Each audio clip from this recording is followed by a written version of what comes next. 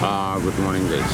Again and again, we are in here on Frater Junior School, Parepare, the best private junior high school in our town. But today, I just want to show to one of my private students again, and let's see who will do it for us. Hi guys, nice to see you again on this my fifth video, and I hope you still remember me that I am Mory, one of Mr. Octa's private students, and now I am on my school year of Frater Junior High School Parepare, the most favorite private junior high school in our town. But today I will not tell you more about my school. By this short moment, I just wanted so much to tell you more about the 7 rules of learning excellent English by Mr. A.J. Hook, the director of Everlast English, as the result of listening, writing, and presentation training on Mr. Octa's private English class. But first of all, I'd like to say thanks to Her Excellency Mrs. Miriam Elizabeth SPD, one of the English teacher in our lovely school. You are welcome, dear, and hello everyone. Nice to see you on this video again. And we thank you so much for your stay tuned to watch our children video. And by this moment, we welcome you and your children to join us here in our lovely and our pride school, Frater Junior High School, Parepare. About this time for me to tell you about the 7 rules of learning excellent English. But Maury, what's sure that you are going to tell to our viewers today, dear? Okay, ma'am. Today, I just wanted to tell them about the rule number 1 of it. Okay, what's number one is about, boy? Okay, ma'am. The rule number 1 is learn English by phrases, not individual words. This rule, just like the other rules, it is very simple, very easy, but it is very, very powerful. The rule is always learn English by phrases, not individual words. What a phrase is?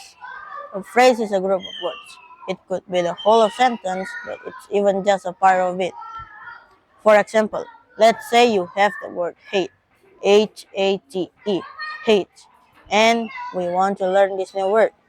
We can just write down the word hate, and then we find in our dictionary what the meaning is, and then we memorize it. That's the old way. We probably remember a lot of individual words. We have those big vocabulary lists, and then we want to memorize this new word, trying to remember all these individual single words. It's not a good way to learn. Much better if we learn by phrase or the group of words. Like we say, Mrs. Miriam Elizabeth, our favorite teacher, hates ice cream. She hates ice cream. So by that line, we learn grammar also. But we know that S on that line represent the third person subject, she or female person. And where we can find these phrases? We can find these phrases in every English text that we read. And also, we can find it by the Real English podcast that we are listening to.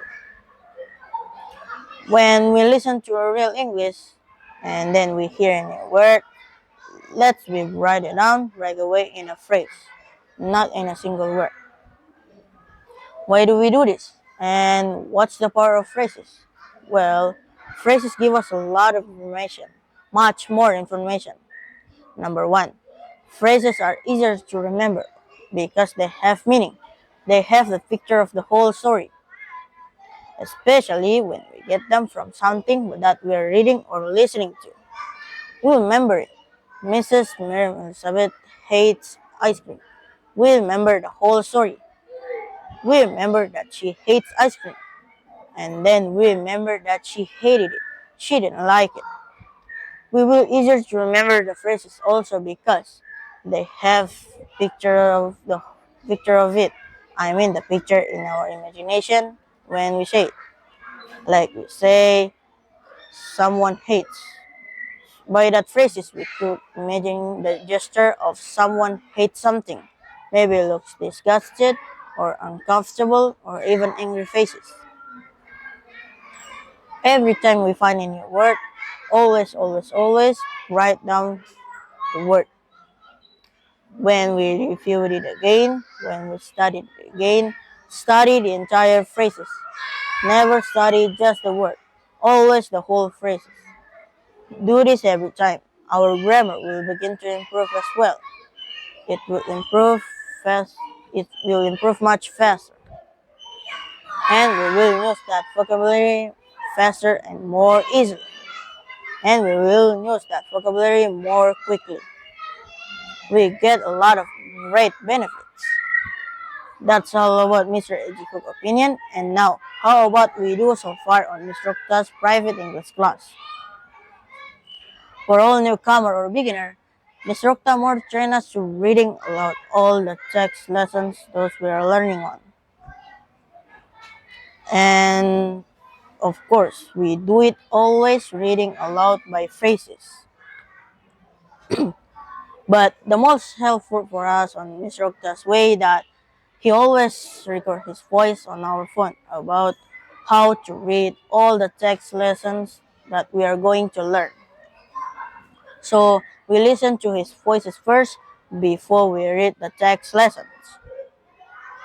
While on Mr. Octa's way, we also do the same way that we always learn by phrases, not individual words. We learn phrases by reading aloud all the text lessons. On first book or English Letter 3 book, we focusing on how to read all the English text correctly and loudly. While on second book or English Letter 4 and 5 book, we focusing on practice pronunciation and understanding.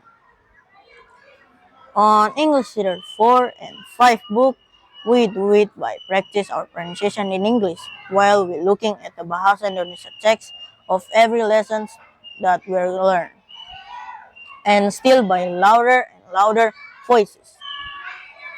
While on fourth book or English Letter 6 book, we deepen our understanding while still practice our louder pronunciation by phrases, of course.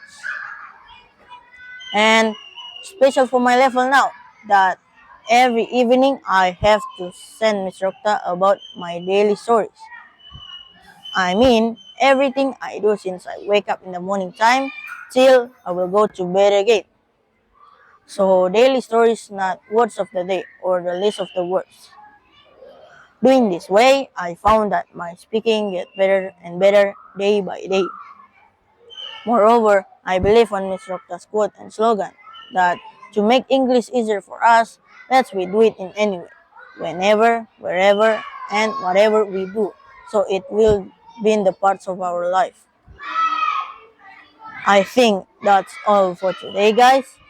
Thank you for watching. Have a nice day. But don't forget to like and give us any feedback about this video, yeah? I'm Mory and His Excellency Mrs. Miriam Elizabeth. Bye and Bye. see you next time.